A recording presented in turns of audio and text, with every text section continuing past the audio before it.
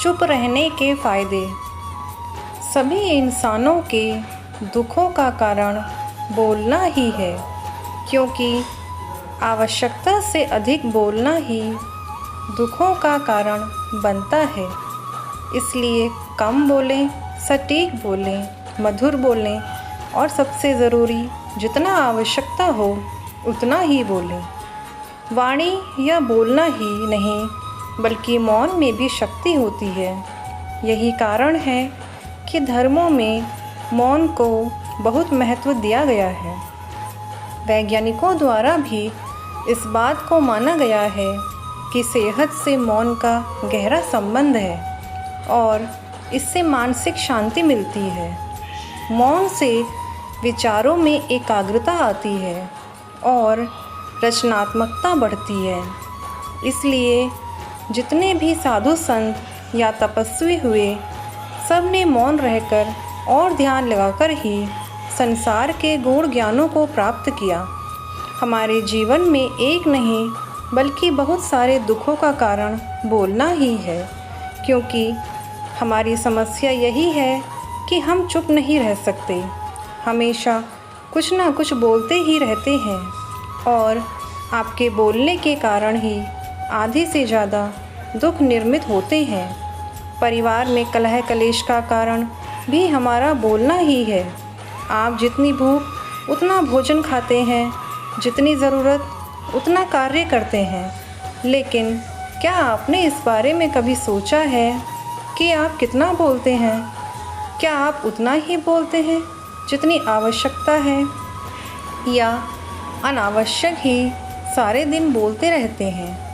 इस बारे में कभी अकेले बैठकर ज़रूर सोचिए कि आज आपने दिन भर में कितना बोला, क्या बोला और सबसे ज़रूरी कि क्यों बोला।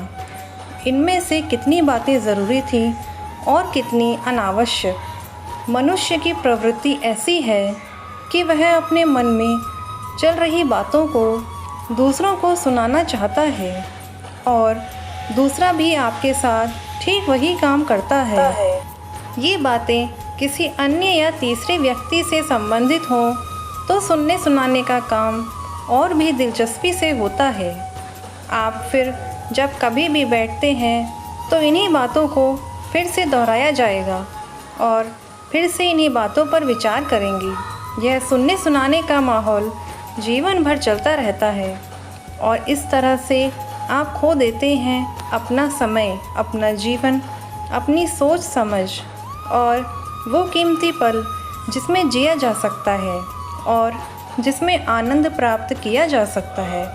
इसलिए इस सुनने सुनाने के माहौल से बाहर निकलें। जब तक हम बाहर की ओर बोलते रहेंगे, हमारे भीतर अशांति रहेगी।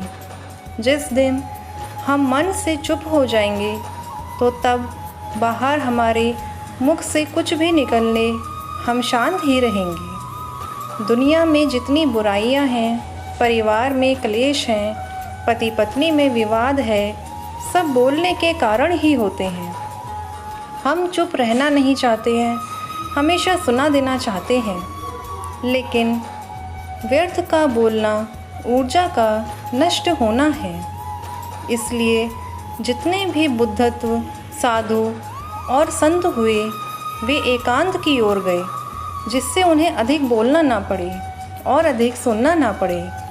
महावीर ने 12 वर्ष और महात्मा बुद्ध ने 10 वर्ष मौन रहने के बाद ज्ञान प्राप्त किया। महर्षि रमण और चाणक्य भी मौन के उपासक थे। लेकिन आप इस संसार में रहकर भी एकांत रह सकते हैं।